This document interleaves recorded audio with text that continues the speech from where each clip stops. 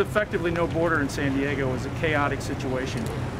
This fence behind me, it was made out of scrap metal that the military wasn't using, that we set in place to really just delineate the border once again. You needed something. And it changed our environment. We went from, we decreased the illegal cross-border traffic by 95% with that fence and the roads and the lights and the technology. So that's 95% with a scrap metal wall that they just put together with excess material. And it worked 95%. And that wall they can get over very easily. These walls they can't. But you know, for the people that say no wall, if you didn't have walls over here, you wouldn't even have a country. You wouldn't even have a country. And by the way, the state of California is begging us to build walls in certain areas. They don't tell you that. And we said, no, we won't do it until we build the whole wall. But there are certain areas, as you know, where they're really wanting us to build a wall. And because the people are complaining, people are pouring in. So, you know, they don't talk about that. Well, I do have a preference. The problem is you have to have see-through. You have to know what's on the other side of the wall.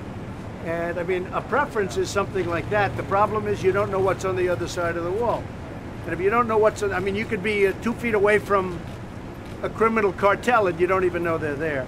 Now we have equipment to take care of that, X-ray equipment, etc. But if you're on that side of the wall, that's the hardest wall to scale. It's got a lot of assets. The problem is, tell them, what do you think about the importance of see-through?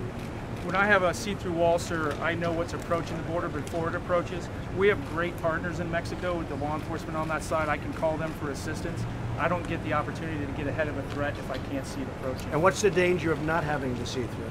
When the steel metal fence behind us, we learned from that, and back in the 90s, we went in and actually cut in cords where we could see on the south side. We found that smugglers were using the fence to hide behind. And they were either rocking our agents or they would acquire large groups of people or narcotics, and then they would just rush across the border quickly. Now, if you just have a pure fence, now that's a fence, a very sturdy fence.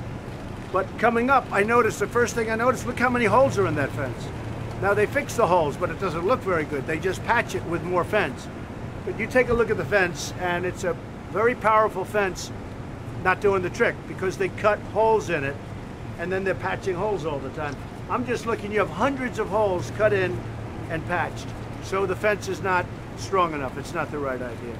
But for those people, if you don't have a wall system, we're not gonna have a country. There's a lot of problems in Mexico. They have a lot of problems over there. And they have the cartels, and the cartels, we're fighting the cartels, and we're fighting them hard. Nobody ever fought them like we fought them. I mean, we fight them hard. But the fact is, if you don't have a wall system, it would be bedlam, I imagine. It's very hard to control with just personnel, sir. It's a combination of all of the above. So we're looking at the walls where you have some really some see-through capability. If you don't have some see-through, it's a problem. So we'll take a look up here.